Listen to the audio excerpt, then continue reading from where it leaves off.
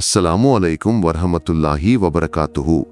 ಪ್ರತಿದಿನ ಮಾಧ್ಯಮಗಳ ಮೂಲಕ ನಾವು ಏನೆಲ್ಲ ನೋಡುತ್ತಿದ್ದೇವೆ? ಇಂದಿನ ಕಾಲಘಟ್ಟದಲ್ಲಿ ನಮ್ಮ ಸಮಾಜದಲ್ಲಿ ಹಲವು ಆಘಾತಕಾರಿ ಘಟನೆಗಳು ನಡೆಯುತ್ತಿವೆ. ಅವುಗಳಲ್ಲಿ ಅತ್ಯಂತ ಗಂಭೀರವಾದ ಒಂದು ಸುದ್ದಿಯನ್ನು ಕೆಲವು ದಿನಗಳ ಹಿಂದೆ ಮಾಧ್ಯಮಗಳಲ್ಲಿ ನೋಡಿದ್ದೇವೆ.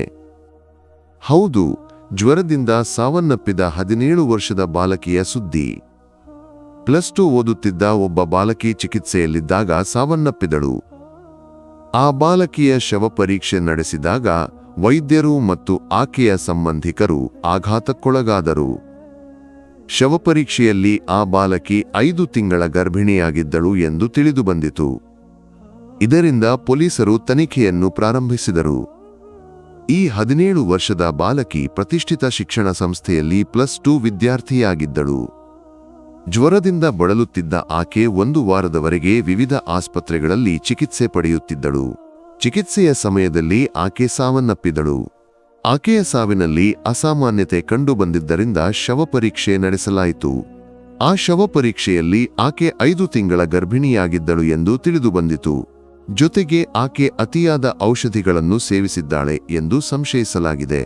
ಈ ಘಟನೆಯಿಂದ ಪೊಲೀಸರು ಪೋಕ್ಸೋ ಕಾಯ್ದೆಯಡಿ ಪ್ರಕರಣ ದಾಖಲಿಸಿ ತನಿಖೆ ಆರಂಭಿಸಿದ್ದಾರೆ ಎಂದು ಮಾಧ್ಯಮಗಳು ವರದಿ ಮಾಡಿವೆ. ಇಂದಿನ ಕಾಲಘಟ್ಟದಲ್ಲಿ ಏನೆಲ್ಲ ನಡೆಯುತ್ತಿದೆ?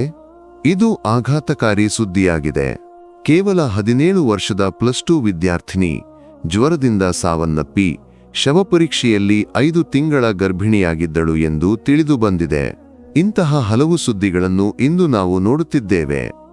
ಶಿಕ್ಷಣ ಸಂಸ್ಥೆಗಳಲ್ಲಿ ತಪ್ಪಾದ ಸ್ನೇಹ, ಇಂದಿನ ಯುವಕರಿಗೆ ಕೆಟ್ಟ ಚಟಗಳಿಗೆ ದಾರಿ ಮಾಡಿಕೊಡುವ ವ್ಯಕ್ತಿಗಳು ಇದಕ್ಕೆ ಕಾರಣವಾಗಿವೆ. ಇಂದಿನ ಕಾಲದಲ್ಲಿ ಗಂಡು ಸ್ನೇಹಿತರೊಂದಿಗಿನ ಹೆಣ್ಣಿನ ಸಂಬಂಧವನ್ನು ಪ್ರಶ್ನಿಸಿದರೆ ಅದು ನೈತಿಕತೆಯಾಗಿ ಅಥವಾ ಹಳೆಯ ಚಿಂತನೆಯಾಗಿ ಬದಲಾಗುತ್ತದೆ. ಆದರೆ ಇವೆಲ್ಲವೂ ಅವರ ಭವಿಷ್ಯಕ್ಕಾಗಿಯೇ ಕೇಳಲಾಗುತ್ತದೆ ಎಂದು ಯಾರೂ ಅರಿತುಕೊಳ್ಳುವುದಿಲ್ಲ. ಇಂತಹ ಹಲವು ಘಟನೆಗಳನ್ನು ನಮ್ಮ ಮಾಧ್ಯಮಗಳಲ್ಲಿ ವರದಿಯಾಗಿದೆ. 10ನೇ ತರಗತಿಯ ವಿದ್ಯಾರ್ಥಿನಿ ಗರ್ಭಿಣಿಯಾದದ್ದು, 9ನೇ ತರಗತಿಯ ವಿದ್ಯಾರ್ಥಿನಿಗೆ ಇಂತಹ ಅನುಭವವಾದದ್ದು ಎಲ್ಲವೂ ಇಂದಿನ ಯುವಕರ ತಪ್ಪಾದ ಸ್ನೇಹದಿಂದಲೇ ಸಂಭವಿಸುತ್ತಿವೆ. ನಮಗೆ ಹಲವು ಸ್ನೇಹಿತರು ಇರಬಹುದು. ಸ್ನೇಹಿತರು ಎಲ್ಲರಿಗೂ ಬೇಕು. ಏಕೆಂದರೆ ಕಷ್ಟದ ಸಮಯದಲ್ಲಿ ಸಹಾಯ ಮಾಡಲು, ದುಃಖದ ಸಮಯದಲ್ಲಿ ಸಾಂತ್ವನ ಹೇಳಲು ಒಳ್ಳೆಯ ಸ್ನೇಹಿತರು ಬೇಕು. ಆದರೆ ಇಂದಿನ ಕಾಲದಲ್ಲಿ ಬೆಸ್ಟಿ ಎಂಬ ಪದವು ಮುಖ್ಯವಾಗಿದೆ. ಸ್ನೇಹಿತನಿಗಿಂತ ಮೇಲೆ ಆದರೆ ಪ್ರೇಮಿಗಿಂತ ಕೆಳಗೆ ಎಂಬ ಒಂದು ತಿಳುವಳಿಕೆಯನ್ನು ಈ ಬೆಸ್ಟಿ ಒಡ್ಡುತ್ತದೆ. ಇದರಿಂದ ಯುವಕರು ತಪ್ಪಾದ ಮಾರ್ಗದಲ್ಲಿ ಸಾಗುತ್ತಾರೆ. ಪೋಷಕರು ಎಷ್ಟು ವಿಶ್ವಾಸದಿಂದ ತಮ್ಮ ಮಕ್ಕಳನ್ನು ಶಾಲೆಗೆ ಕಳುಹಿಸುತ್ತಾರೆ? ಇಂತಹ ಘಟನೆಗಳು ನಡೆದಾಗ ಅವರ ಮನಸ್ಸಿನಲ್ಲಿ ಎಷ್ಟು ದುಃಖವಿರುತ್ತದೆ? ಇಂತಹ ಸುದ್ದಿಗಳನ್ನು ಪ್ರತಿದಿನ ನಾವು ನೋಡುತ್ತಿಲ್ಲವೇ? ಹೆಣ್ಣು ಮಕ್ಕಳು ತಮ್ಮನ್ನು ತಾವು ರಕ್ಷಿಸಿಕೊಳ್ಳಬೇಕು. ಸ್ನೇಹಿತರೊಂದಿಗೆ ಆತ್ಮೀಯವಾಗಿರುವಾಗ ಒಂದು ಮಿತಿಯನ್ನು ಇಟ್ಟುಕೊಳ್ಳಬೇಕು. ಸ್ನೇಹಿತರನ್ನು ಎಲ್ಲಿ, ಯಾವ ಸ್ಥಾನದಲ್ಲಿ ಇರಿಸಬೇಕು, ಎಷ್ಟು ಸಂಪರ್ಕವಿಡಬೇಕು ಎಂಬುದನ್ನು ಅರಿತುಕೊಳ್ಳಬೇಕು. ಇದು ಗಂಡು ಮತ್ತು ಹೆಣ್ಣು ಎರಡಕ್ಕೂ ಅನ್ವಯಿಸುತ್ತದೆ. ಪೋಷಕರ ತ್ಯಾಗವನ್ನು ನೆನಪಿನಲ್ಲಿಟ್ಟುಕೊಳ್ಳಿ. ಅವರು ಕಷ್ಟಪಟ್ಟು ದುಡಿದು ನಿಮ್ಮನ್ನು ಓದಿಸುತ್ತಾರೆ.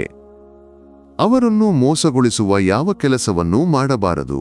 ಈ ವಿಡಿಯೋ ನಿಮಗೆ ಉಪಯುಕ್ತವಾಗಿದ್ದರೆ ಇದನ್ನು ಹಂಚಿಕೊಂಡವರಿಗೆ ದುವಾ ಮಾಡಿ. ಇನ್ಶಾ ಅಲ್ಲಾ ಮತ್ತೊಂದು ವಿಡಿಯೋದಲ್ಲಿ ಭೇಟಿಯಾಗೋಣ. ಅಸ್ಸಲಾಮು ಅಲೈಕುಂ ವರಹಮತುಲ್ಲಾಹಿ ತಾಲಾ ವಬರಕಾತುಹು.